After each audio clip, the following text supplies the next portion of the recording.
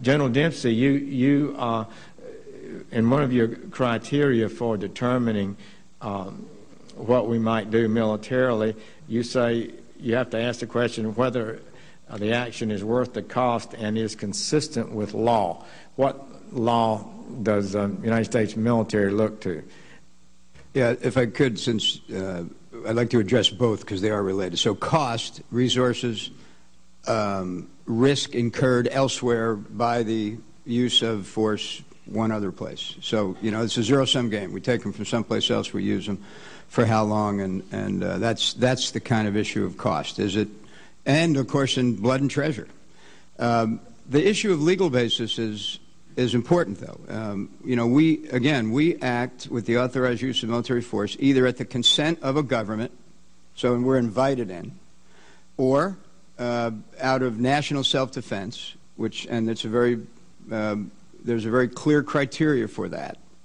And then the last one is with some kind of international legal basis, an UNSCR. Wait a minute. Let's talk about an international legal basis. You answer under the Constitution to the United States government, do you not? And you don't need any international support before you would carry out a military operation authorized by the commander-in-chief. No, of course not. That's the second one I mentioned. I just want to know that because there's a lot of references in here to international matters before we make a decision. And I want to be sure that the United States military understands, and I know you do, that we're not dependent on a NATO resolution or UN resolution to execute policies consistent with the national security of the United States. Now, Secretary Pinella, you in your talk, in your remarks, you talk about first we're working to increase diplomatic isolation and encouraging other countries to join the European Union and Arab League in imposing sanctions. And then you note that China and Russia have repeatedly blocked the UN Security Council from taking action. Are you saying, and is the President taking the position, he would not act if it was in our interest to do so if the UN Security Council did not agree? When it comes to the kind of military action where we want to build a coalition and work with our international partners, then obviously we would like to have some kind of legal basis on which to do it, as we did in Libya. Now, some sort of legal basis. We worried about international legal basis, but nobody worried about the fundamental constitutional legal basis that this Congress has over war.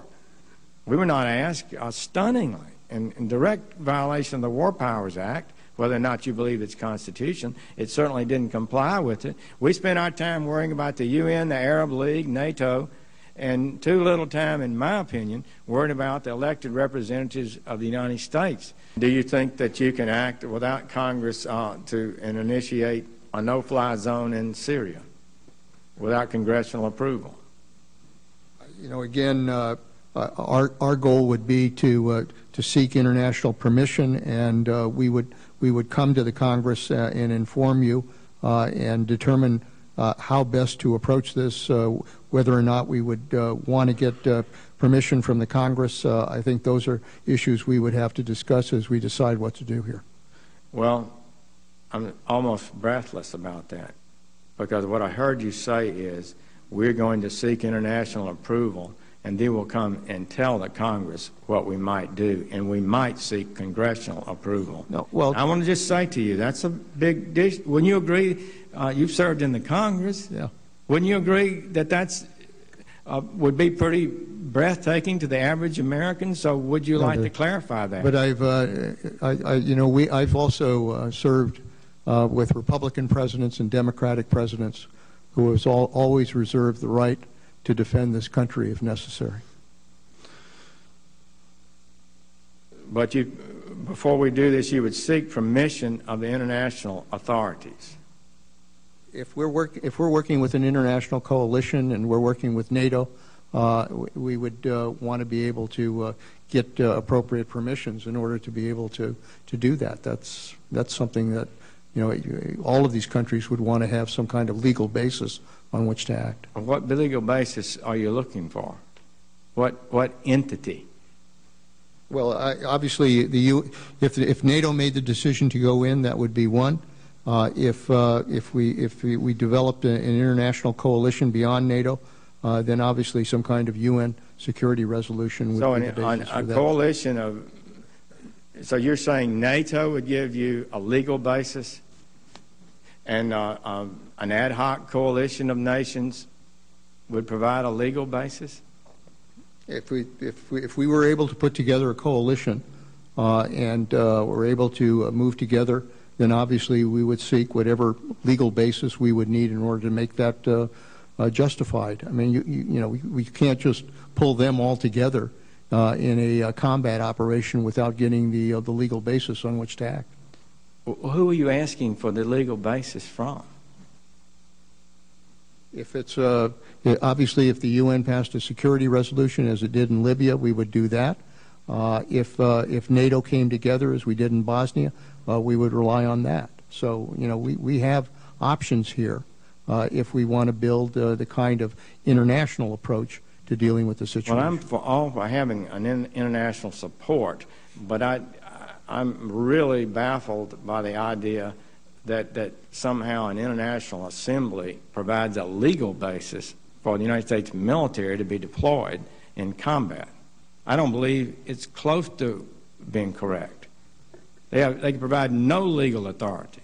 The only legal authority that's required to deploy the United States military is the Congress and the President and the law and the Constitution. Let me just for the record be clear again, Senator, so there's no misunderstanding. When it comes to the national defense of this country, the President of the United States has the authority under the Constitution to act to defend this country, and we will. If it comes to an operation where we're trying to build a coalition of nations to work together to go in and operate as we did in Libya or Bosnia, for that matter, Afghanistan, we want to do it with permissions either by NATO or by the international community.